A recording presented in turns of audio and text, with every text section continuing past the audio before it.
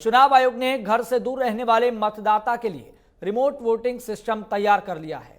चुनाव आयोग ने इसकी घोषणा करते हुए कहा कि रिमोट इलेक्ट्रॉनिक वोटिंग मशीन यानी आरवीएम की मदद से अब घर से दूर किसी दूसरे शहर या अन्य राज्य में रहने वाले वोटर विधानसभा और लोकसभा चुनाव में वोट डाल सकेंगे।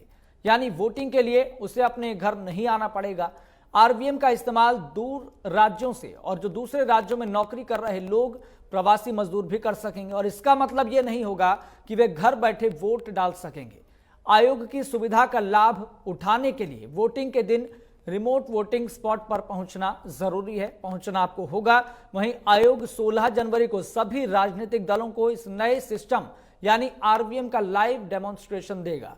मुख्य चुनाव आयुक्त राजीव कुमार ने कहा कि युवाओं और शहरी मतदाता के वोट न डालने के रवैये पर रिसर्च की गई। वोटिंग में इनकी भागीदारी बढ़ाने के लिए आरवीएम सिस्टम क्रांतिकारी बदलाव साबित हो सकता है। वहीं आईआईटी मद्रास की मदद से बनाई गई मल्टी कॉन्स्टिट्यूएंसी रिमोट ईवीएम एक रिमोट पोलिंग बूथ में 72 निर्वाचन क्षेत्रों को संभाल सकती है। हालांकि इस नई प्रणाली को लागू करने से पहले आने वाली कानूनी, प्रशासनिक और तकनीकी चुनौतियों पर राजनीतिक दलों के विचार भी मांगे गए हैं। चलिए सीधा रुख करेंगे, हमारे संवाददाता नितिन धीमान हमारे साथ जुड़ गए हैं। नितिन धीमान, इस नए सिस्टम को इजाद करने में कितना समय लगेगा और ये आरवीएम क्या आने वाले विधानसभा चुनावों में इसका इस्तेमाल हो सकेगा? क्या इसे अभी लागू किया जाएगा या समय लग सकता है? और ये सिस्टम किस तरीके से तैयार किया गया है?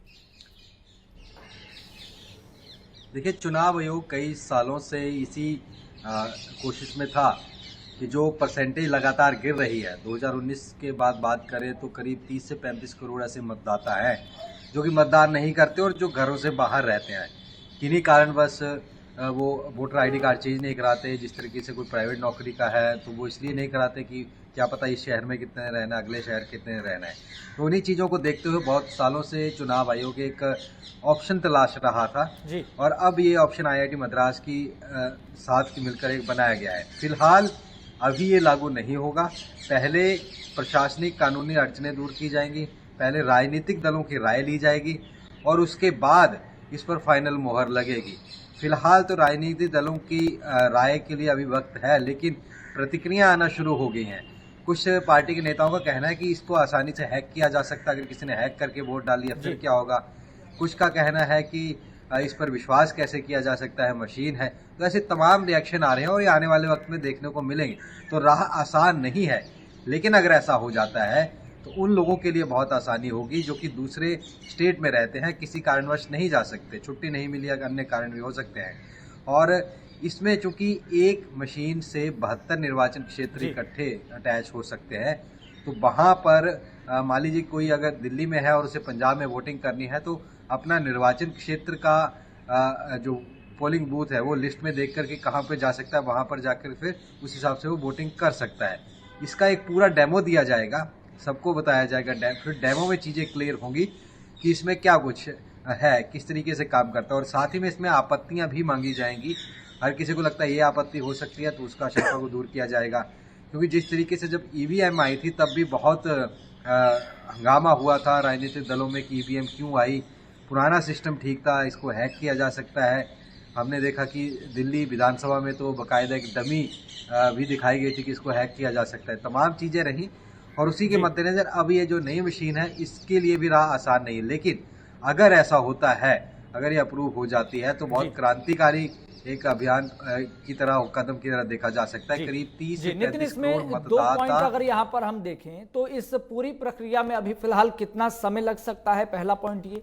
दूसरी बात यहाँ पर ये कि चुनाव आयोग टेक्निकली कितना प्रिपेयर है, क्योंकि अभी जो कुछ पिछले सालों में जो भी चुनाव हुए ईवीएम के जरिए भी हुए और बाकायदा विपक्षी दलों की तरफ से अगर वहां पर सरकार नहीं बनती है उनकी, तो ये सवाल उठाया जाता है कि ईवीएम में कुछ गड़बड़ी की गई, ईवीएम को हैक किया गया, फर्जी वोटिंग हुई है, इस तरह के आरोप ईवीएम पर भी लगते रहे। तो टेक्निकली चुनाव आयोग कितना प्रिपेयर है? देखिए, टेक्निकली बात करें तो चुनाव आयोग के पास सारे संसाधन हैं, क्योंकि चाहे सीसीटीवी कैमरों से हर एक बूथ की निगरानी करने का जब मुद्दा आता है, या पूरे देश में जहां देखिए 100 करोड़ से ज़्यादा जनसंख्या है जी और 60, 70, 80 करोड़ से ज़्यादा मतदाता हैं, तो वहाँ पर चुनाव करवाना मशीन के जरिए वो अगर ये कर सकता है चुनाव आयोग, तो ये भी लागू किया जा सकता है, क्योंकि अभी भी बैलेट पेपर से दूर से चुनाव आते हैं, अभी भी जो वोटिंग के राइट्स हैं, लेकिन अब मशीन है। इसी के लिए सबसे बड़ा चैलेंज ये है राजनीतिक दलों को कैसे अपने कॉन्फिडेंस में लाया जाएगा, क्योंकि आज तक 98-99 से ईवीएम चल रही है और आज तक भी सवाल उठाए जाते हैं हर बार चुनाव के बाद। ईवीएम कर हैक करने की बात कही जा रही है, हैकेथॉन तक चुनाव आयोग ने बुलाई थी कि आइए हैक करके दिखाइए, तब कोई नहीं वहां पर पहुंचा। तो ऐसे में अब क्योंकि ये राह बहुत लंबी है, सबसे पहले तो राजनीतिक दलों की राय मांगी गई है और वो राय में ही एक सुर रहेंगे या नहीं रहेंगे ये लग नहीं रहा। उसके बाद फिर कानूनी तरीका क्या होगा, बाकायदा इसके लिए कानून पास होगा, प्रशासनिक अमला कितना तैयार है वो कैसे होगा और इसका एग्जीक्यूशन हो कैसे होगा।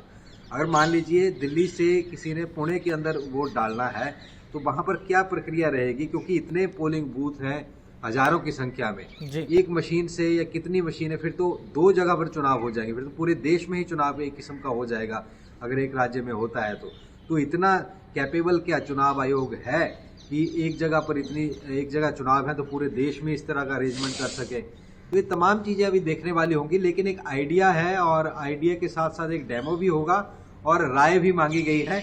लेकिन अगर ऐसा होता है तो बहुत क्रांतिकारी कदम एक वोटिंग के सिस्टम में होने वाला है। जी बिल्कुल नितिन, ये बताया गया है कि आईआईटी मद्रास ने इसको तैयार किया है, ये इन्वेंशन आईआईटी मद्रास की है और एक बारी में 72 निर्वाचन क्षेत्रों को ये कवर कर सकता है। लेकिन बड़ा सवाल यहाँ पर नितिन ये है, क्योंकि राजनीतिक दलों की तरफ से ईवीएम को लेकर भी आपत्ति समय समय पर जताई जाती रही है, खासतौर पर तब जहां जिस राज्य में चुनाव होते हैं वहां पर अगर उनकी सरकार नहीं बनती है तो इस तरह की आलोचनाएं हमने सुनी है। लेकिन अगर एक वक्त हम मानकर चलें, जो बुलाया गया है ईवीएम ने सभी राजनीतिक दलों को, अगर राजनीतिक दल एक सुर में नहीं दिखाई देते हैं तो फिर आगे किस तरीके से राह रहेगी, क्या प्रक्रिया आगे रहेगी? देखिए, राजनीतिक दल अगर एक राय नहीं रखते हैं तो उसके बाद सरकार के ऊपर डिपेंड करता है कि सरकार क्या रुख इस पर क्या है जी। क्योंकि कई बार होता है कि कई चीज़ों पर सभी पक्षों की राय एक ना हो, फिर सरकार अपने हिसाब से देखेगी, प्रशासनिक तरीके से देखेगी, हो सकता है फिर कोर्ट में भी कुछ लोग जाएं, तमाम चीज़ें होंगी।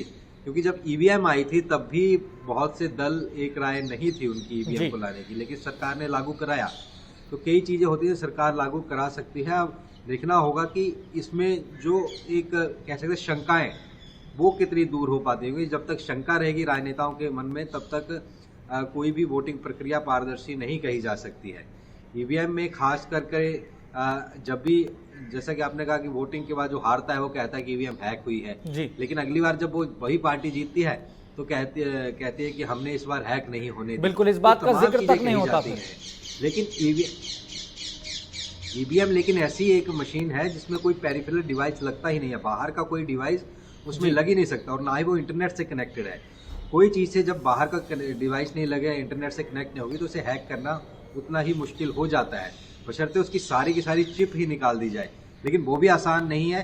पूरा एक स्ट्रांग रूम होता है, बाहर बीएसएफ और सीआरपीएफ की कड़ा पहरा होता है, सीसीटीवी कैमरे लगे होते हैं, तमाम चीज़ें होती हैं। लेकिन हमने आपने भी कई सरकारें बनती, कई गिरती देख ली होंगी और हर बार ईवीएम को दोष दिया जाता है। लेकिन ये भी देखने वाली बात होगी कि सरकारें बदलती हैं, नहीं आती हैं। अगर ईवीएम हैक होती तो एक ही सरकार चली रहती।